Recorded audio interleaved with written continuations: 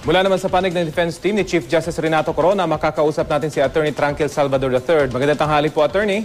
Magandang tanghali po, Rafi. Opo, unang-una, kumusta na po ang inyong kliyente ngayon? Ganun pa rin naman po, nasa hospital, pero better than, of course, nung nakaraang mga araw. Kasi maalala niyo siguro na talagang mabigat ang stress sa kanyang balikat noong mga nakaraang araw. Siguro ngayon ay parang mas ang katawan niya unti-unti na rin nakaka-recover, pero nasa hospital naman. Patuloy po siya nasa hospital po. At sa ngayon po, hindi na po magbabago kung sino yung magsasagawa ng closing arguments mamaya? Ay, hindi na po mababago po yun. I think hindi naman po namin tinatago na talagang si Justice Cuevas ang nagsasalita at si Dean de Los Angeles po na nagbigay ng paunang salita po nung nagsamula ang impeachment po ito. Opo. Kung mamarapatin niyo po, ano po yung pinakamalakas na ebidensya niyo para masabing ma-acquit itong inyong kliyente? Alam niyo po, sinabi na ng Chief Justice ang pinakamalakas namin depensa. Ang pinakamalakas na depensa po ay walang dahilan na ideklara yung dollar deposits dahil po dun sa foreign currency deposit law. Dahil po rito, naging usapin po ito ng batas na wala po doon sa jurisdiction ng ating Senado. Hindi po kasi sila interpretar po ng batas eh. Pero may ano po ito, may solusyon kung i-amend ng batas at a later time. Kung maalala nyo nga po, di ba, na kaya at minamasama ng iba na pinipilit 188, di po ba, ng mga complainants na sana ay sumama sa Chief Justice na mag-waive them. Bakit ba? Ba't niya ba sinasuggest yung gusto ba niya hiyain ng mga ito? Hindi po. Ginawa po niya ito upang lang ipakita sa taong bayan na kung wala silang dollar na nakadeklara sa salin, naniniwala po sila na tama rin yung batas na kinakapitan ni Chief Justice. Yun po yun.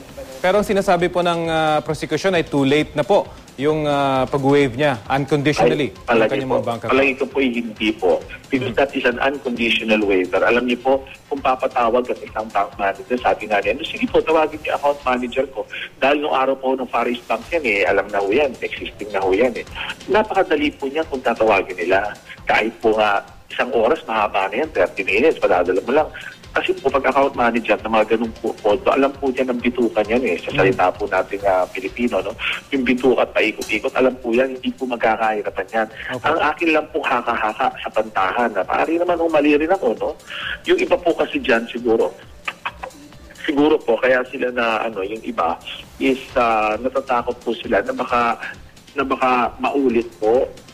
Ganon, natatakot po sila doon na kung gawin pong ganon, baka naman maulit. Ibig sabihin sa kanila, pwedeng gawin kung ginawa sa di po ba? Kung ginawa sa Chief Justice, Opo. Noong nakaraang linggo po, nabanggit na po ni Justice Cuevas na kung sakasakaling ma-convict itong inyong kliyente dyan sa Senado, ay aakyat pa rin sila doon o aakyat pa rin kayo sa Korte Suprema. Ganito pa rin po ba ang gagawin ng depensa? Hindi pa naman po kasi natatapos. Siguro hindi ko po kasi narinig yung kanyang interview yun, At hindi ko po mapapatutuhanan kung eksakto nga sinabi niya. Baka naman on a different context niya ko na nabanggit. Pero siguro kung diniscuss pa niyon, if only a discussion on ano bang mangyayari at kung yung mga ikaw ba may option pang ganito, ang depensa may option pang ganito, siguro po inabanggit lamang po niya yan. Hindi ko po masabi eksakto kasi hindi ko po narinig So lahat po possibilities pa rin hanggang sa ngayon? Opo, lahat po kasi those are options na available sa kahit sino na aggrieved na tinatawag. Na ang kalagayan ay sa tingin niya hindi siya nabigyan ng tamang paraan para mapakinggan. Ganun po yun. Pero hindi po natin sinasabi na yan ipapawalang walang halaga yung naging proseso. Mahirap po sabihin sa mga panahon ngayon yan. Panghuli na lamang po, Attorney, makikinig pa po ba ang Chief Justice sa magiging closing arguments mamaya? Or papayagan ba siya? Definitely po. Hindi po. Malabo po pupunta sa tingin ko po sa kanyang karamdaman. Pero po malamang yan ay siya po ay makikinig.